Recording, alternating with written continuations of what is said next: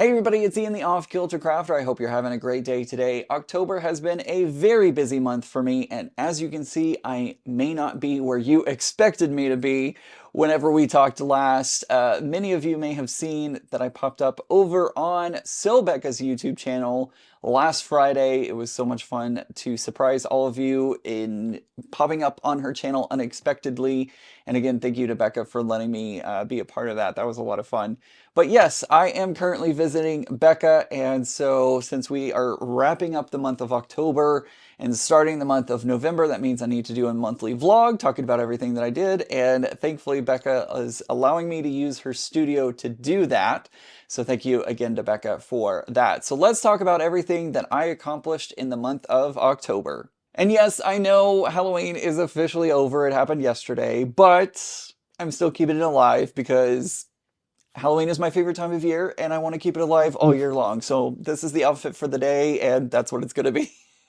All right, starting off at the beginning of October, I finally got the chance to see my quilt hanging in the great state fair of Texas. It was so much fun getting to go to the state fair. I haven't been to the state fair in many years, so this was my first time stepping foot back on the fairgrounds, and I really enjoyed my time. It was a lot of fun, and I did get to see my quilt hanging up with all the other quilts in the arts and crafts building. It was a lot of fun to see all of the different ones that won ribbons and like kind of compare them a little bit. I will say that my quilt in that category, the quilt that won first place for it, that it kind of went up against for first place for, I'm not mad at it. It is a Tula Nova quilt, so I'm not mad at it. I'm not mad that it got first place. It deserved it. It was very beautiful. Wish I could have gotten first, but that's okay. Maybe next year, right? So hopefully next year I'll be able to get a first place ribbon. But I'm happy with my second place ribbon, and I can't wait to display that ribbon up with the other ribbons it's gotten. And of course, no trip to the State Fair of Texas is complete without a Fletcher's Corny Dog and a selfie with Big Tex. It's funny, I used to think that every state fair, as when I was a kid, I used to think every state fair had a Big Tex.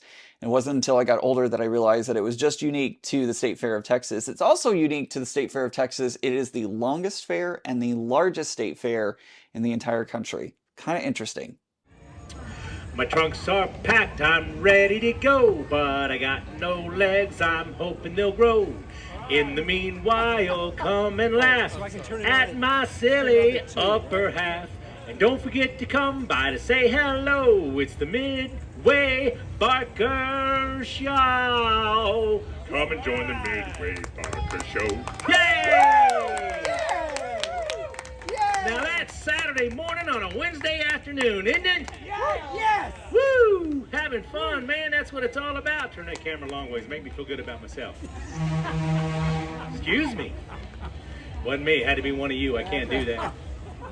So after the fair was over with, I knew I was going to be traveling, so I really wanted to make sure to get Margot the Boxer, the legit kits, done before I left. And so I worked really diligently on getting it done, putting it all together, and I did it. I did it, I did it, I did it. It was a lot of work, but I had a lot of fun putting it together. I do love the legit kits, but I'm definitely going to need a little bit of a break from FPP for a little bit.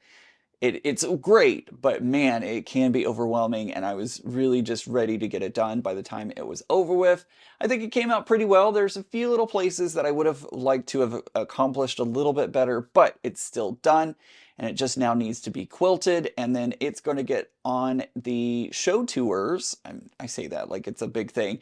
I'm going to start entering it into shows across the country, and hopefully we'll get some more ribbons with that one as well. Only time will tell for sure, but first of all, I have to get it quilted. And I think I'm going to do some straight line quilting on it. I don't want to detract from the design itself. I think it looks gorgeous as is. So I think some straight line quilting on it is going to be perfect for it. And I can't wait to finally put the bow and ribbon on that one, if you will. Get it all sewn together, quilted, and bound, and then it'll be done. And of course the sleeve. Got to put a sleeve on it if you're going to enter it into shows. Speaking of legit kits, we have the new block of the month starting up today. You can order it today.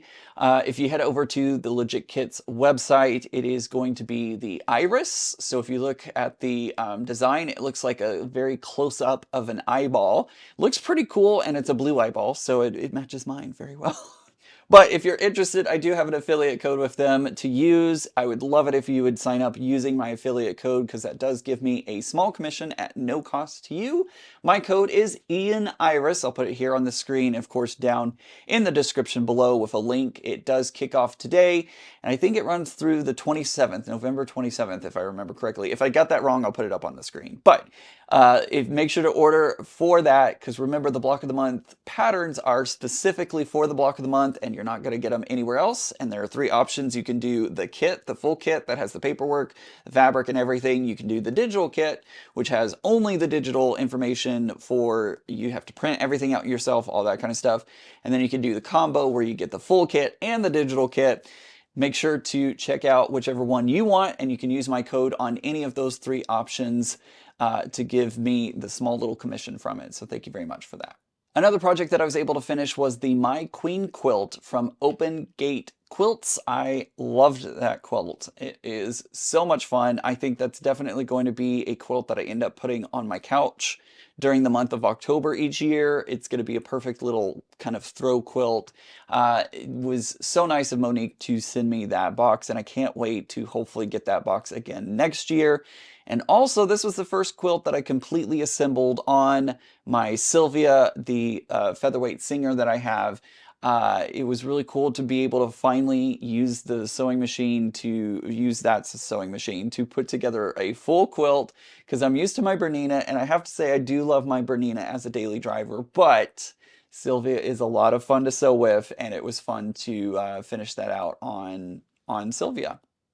Another finish that I had in October was the Atomic Starburst quilt that I made using the Halloween fabrics. It is I don't know if I can count it as officially finished, but I finished a lot of it. I got the center portion put together, and I always like to add borders because I'm so tall. I like big quilts, and I cannot lie. So I'm going to be adding some more of that leftover fabric from the Halloween fabric collection that I got. I just have to figure out how I'm going to add that border onto it since I only have fat quarter cuts of that. No, it's half yard cuts, I think. Maybe it was half yard cuts. I thought it was fat quarters for a second, but it's half yard cuts. I got to figure out how I'm going to put that all together to make it look finished and add that extra sizing that I want to it. Lots of ideas, still going to work on it and figure it out, but it's just slightly smaller than what I would want. So still more to come on that one, but I did at least get the center finish, and honestly, I love it. It looks so good. It's going to be a perfect Halloween quilt to put on the bed during the month of October, or in my case, all year round. Now, I think it's very timely that I got to go and visit Salem, Massachusetts at the end of October. We were super close to the spooky season, and it did not disappoint. I've loved Salem ever since I saw it in Hocus Pocus. I didn't quite realize how many of the locations in Hocus Pocus were real live locations that you could visit, including Max and Danny's house. I did have the chance to stop by Max and Danny's house, and of course you can't go inside. There are actual people living there. It is a home that people live in, and I'm sure that they love everybody coming by and taking pictures of their house. But I did get to stand outside of it, take pictures in front of it. It made my 90s child happy, my inner 90s child happy, being able to be there and see all of that and see the house that I have literally seen almost my entire life in actual person. I don't know why that's so nostalgic. It is just a building, but it brought back so many good memories of watching Hocus Pocus every Halloween. And it's kind of funny too because there was a photojournalist from the Washington Post who was taking pictures outside of that house and around the area as the Washington Post was doing a story about Salem, the Salem witch trials, Hocus Pocus, all of it.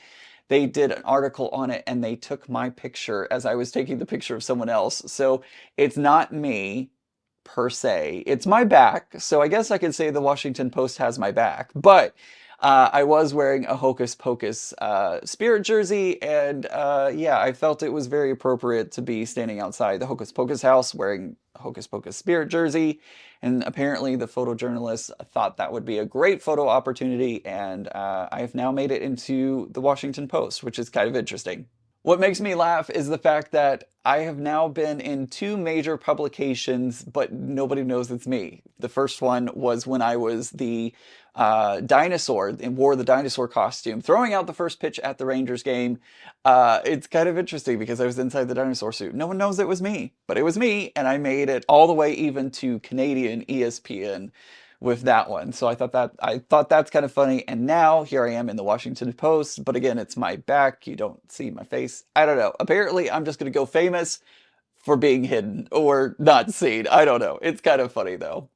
My friend and I also did get to go check out other sites around Salem, including the oldest cemetery in the United States. At least that's what it claims to be. And there's a little bit of debate as to whether or not it is or not. But pretty cool being able to see that history and get to experience what all Salem has, including all of its very interesting stores and all the people that were there. There were a lot of people. I definitely want to go back, but I think I want to go back in the off season when it's not so busy because there were a lot of people. It kind of got claustrophobic a little bit. In fact, all the stores had lines waiting outside the doors to get in because there were just so many people wanting to get inside all the stores. So very cool, but very crowded. So I think next time I go, I'm going to go in the off season and try to experience it when it's not so busy.